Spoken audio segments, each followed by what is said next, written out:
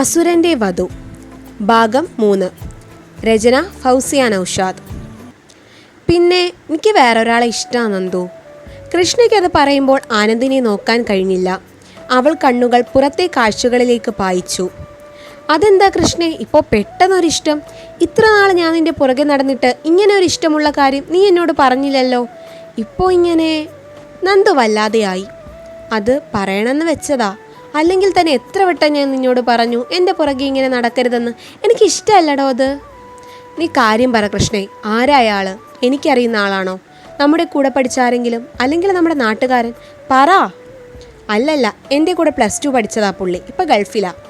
അത് പറയുമ്പോൾ അവൾക്കൊരു പതർച്ചയുണ്ടായിരുന്നു. അധികം കള്ളം പറഞ്ഞിട്ടില്ലാത്തത് കൊണ്ട് തന്നെ അവൾക്കത് പ്രയാസമായി തോന്നി. ആനന്ദ് ഗൗരവത്തിലാണ്. അവൻ മറുപടി കൊടുക്കാതെ സീറ്റിലേക്ക് നടന്നു. പിന്നാലെ അവളും. അവൻ പിന്നീട് അവളെ നോക്കിയതേയില്ല. അവൻ പുറത്തേക്ക് കണ്ണു നട്ടിരുന്നു. പ്രൗഢഗംഭീരമായ 2 നിലകളുള്ള ഒരു വലിയ തറവാട്. മേശയ്ക്ക് ചുറ്റും എല്ലാവരും ഭക്ഷണം കഴിക്കാൻ ഇരിക്കുകയാണ്. ഭക്ഷണം വിളമ്പാൻ വരെ പണിക്കാരുണ്ട്. അവൻ ആലോചിക്കുകയായിരുന്നു. ഇന്നലെ നടന്ന കാര്യങ്ങൾ അവൻ്റെ മനസ്സിലേക്ക് കടന്നു വന്നതും മേശയുടെ മേലിരുന്ന ഗ്ലാസ് അവൻ താഴേക്കെറിഞ്ഞു. ഒരു നിലവിളിയോടെ അത് ടൈൽസിൽ വീണ് ചിന്നിച്ചിതറി. അവൻ്റെ ആ പ്രവൃത്തിയിൽ ആരും തന്നെ ഞെട്ടിയില്ല. കാരണം അതവർക്ക് സ്ഥിരമായി കഴിഞ്ഞിരുന്നു. അവനോടിപ്പോൾ സംസാരിക്കാൻ പോകുന്നത് അത്ര ശരിയല്ലെന്ന് മനസ്സിലാക്കി എല്ലാവരും നിശബ്ദത പാലിച്ചു. അവൻ്റെ പ്ലേറ്റിലേക്ക് ആഹാരം വിളമ്പാൻ തുടങ്ങിയതും അവൻ കൈകൊണ്ട് തടഞ്ഞു. പിന്നീട് എഴുന്നേറ്റ് അവൻ തൻ്റെ മുറിയിലേക്ക് പോയി. വർക്ക് പൂർത്തിയാക്കാമെന്ന് കരുതി ലാപ്ടോപ്പ് എടുത്തെങ്കിലും അവൻ്റെ ശ്രദ്ധ അതിലായിരുന്നില്ല. അവൻ അസ്വസ്ഥതയോടെ ബെഡിലേക്ക് ചാഞ്ഞു. അല്പനേരം കഴിഞ്ഞതും അവൻ്റെ അച്ഛൻ മുറിയിലേക്ക് വന്നു. ആദി, എന്താ ഇപ്പോൾ നിൻ്റെ പ്രശ്നം? ആദിഷ് ആദ്യം അത് കേട്ടതായി ഭാവിച്ചില്ല. അയാൾ ചോദ്യം ആവർത്തിച്ചു. ആദി, നിന്നോടാ ചോദിക്കുന്നത്, പുതിയ പ്രശ്നം എന്താണെന്ന്. അത് നിങ്ങൾക്കറിയില്ലേ? ആ പെണ്ണ്, എന്തായിരുന്നു പേര്? ഗാഥ. അതെ, കൃഷ്ണഗാഥ. അവളെ എനിക്ക് വേണം. എന്ത് വില കൊടുത്തും അവളെ ഞാൻ സ്വന്തമാക്കും.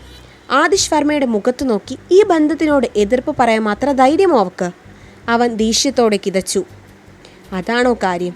ആ പെണ്ണില്ലെങ്കിൽ എന്താ? വേറെ എത്രയോ പെൺകുട്ടികൾ ഈ തറവാട്ടിലേക്ക് വരാൻ കാത്തു നിൽക്കുന്നു. നമുക്ക് നോക്കാം.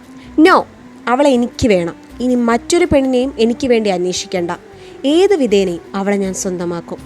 അവൻ ദൃഢനിശ്ചയത്തോടെ പറഞ്ഞതും അയാളുടെ മനസ്സിൽ ഭയം ഉടലെടുത്തു. ഇനി എന്താവും ഉണ്ടാവാൻ പോകുന്നത്? ആദിഷ് പറഞ്ഞാൽ പറഞ്ഞതാണ്.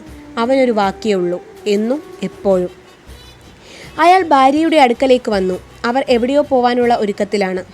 നീ എവിടേക്കാ ഗീതേ? എനിക്കൊരു ഫ്രണ്ടിൻ്റെ വീട് വരെ പോകണം. നമ്മൾ വിചാരിച്ചതുപോലെ അല്ല കാര്യങ്ങൾ. ആദ്യം ആ പെണ്ണിനെ തന്നെ വേണമെന്ന വാശിയില്ല.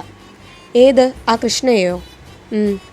അവൾ നമ്മളെ കരുതിയ പോലെയല്ല. ഇന്നലെ മനസ്സിലായില്ലേ? അവൾ അഹങ്കാരിയാ. അവളെ ഈ തറവാട്ടിലേക്ക് കയറ്റാൻ തന്നെ എനിക്ക് പറപ്പ് തോന്നുന്നുണ്ട്. ഇങ്ങനെയുണ്ടോ പെൺകുട്ടികളുടെ തൻ്റെ ഇടം? അതിഥികളെ ആട്ടിയിറക്കുന്നവൾ. ആ പെൺകൊച്ചു പറഞ്ഞതിൽ കാര്യമുണ്ട്.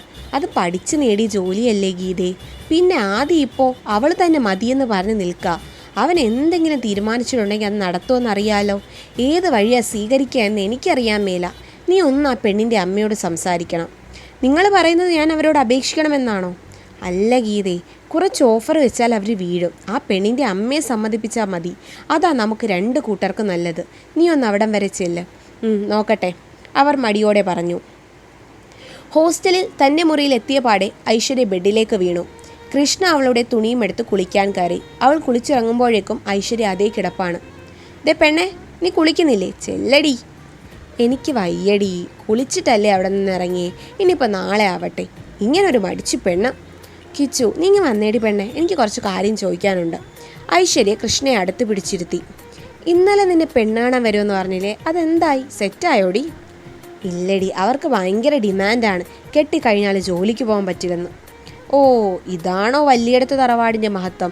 പെണ്ണിനെ ചങ്ങലക്കിടലാണോ അവിടുത്തെ ആണുങ്ങൾ? അച്ചു മുഖം ചുളിച്ചു. എന്നിട്ട് നീ എന്തു പറഞ്ഞു? താല്പര്യമില്ലെന്ന് തന്നെ പറഞ്ഞു. അല്ലടി, ആ ആദിഷ് വർമ്മയെ നീ കണ്ടോ? എങ്ങനെയുണ്ടവൻ? എനിക്ക് പുള്ളി ഇതുവരെ ഒന്നും കാണാൻ പറ്റിയില്ല. സുന്ദരനാടി. അവളെ നോക്കി കണ്ണടച്ചുകൊണ്ട് കൃഷ്ണ പറഞ്ഞു. പറഞ്ഞിട്ട് കാര്യമില്ല. എടി പെണ്ണേ, ഞാൻ എൻ്റെ ഇച്ഛാന് വേണ്ടി നിന്നെ നോക്കട്ടെ. ആർക്കും നിന്നോടൊരു സോഫ്റ്റ് കോർണറൊക്കെ ഉണ്ട്. ഇച്ഛാൻ നിന്നെ പൊന്നുപോലെ നോക്കിക്കോളും. ഒന്ന് പോടി പെണ്ണെ, നിൻ്റെ ഇച്ഛാൻ എനിക്കും അങ്ങനെ തന്നെയാണ്. അവളുടെ ഒരു ആഗ്രഹം. കൃഷ്ണ അവളുടെ തലയ്ക്കൊരു കൊട്ട് കൊടുത്ത് പഠിക്കാനുള്ള തയ്യാറെടുപ്പിലായി. ഐശ്വര്യ കിടപ്പിൽ തന്നെ ഉറങ്ങിപ്പോയി. കൃഷ്ണയ്ക്ക് ഇപ്പോഴും ഒന്നും മറക്കാൻ പറ്റിയിട്ടില്ല. അവനെ കണ്ടപ്പോഴേ അവൾ പോലും അറിയാതെ അവളിൽ വന്ന മാറ്റം. അവനെ അവളുടെ നല്ല പാതിയാക്കാൻ അവൾ ആഗ്രഹിച്ചിരുന്നു. പക്ഷെ നമ്മൾ ആഗ്രഹിക്കുന്നതൊന്നും നടക്കണമെന്നില്ലല്ലോ. പ്രതീക്ഷിതമായി ലക്ഷ്മി അമ്മയുടെ വീടുമുറ്റത്ത് ഒരു കാർ വന്നു നിന്നു. ആരാണെന്ന് അത്ഭുതപ്പെട്ടുകൊണ്ട് ദേവു ആണ് ആദ്യം മുറ്റത്തേക്ക് ഇറങ്ങുന്നത്. കാറിൽ നിന്നൊരു സ്ത്രീ ഇറങ്ങി. പ്രായമല്പമുണ്ടെങ്കിലും അതറിയാത്ത വിധം മുടി ഡൈ ചെയ്ത് മേക്കപ്പിട്ട് വില കൂടിയ സാരി ധരിച്ച ഒരു സ്ത്രീ. അതാരാണെന്ന് നമുക്ക് അടുത്ത ഭാഗത്തിൽ കണ്ടറിയാം. അപ്പോൾ തുടർ ഭാഗങ്ങൾക്കായി ചാനൽ സബ്സ്ക്രൈബ് ചെയ്യാൻ മറക്കണ്ട. നന്ദി.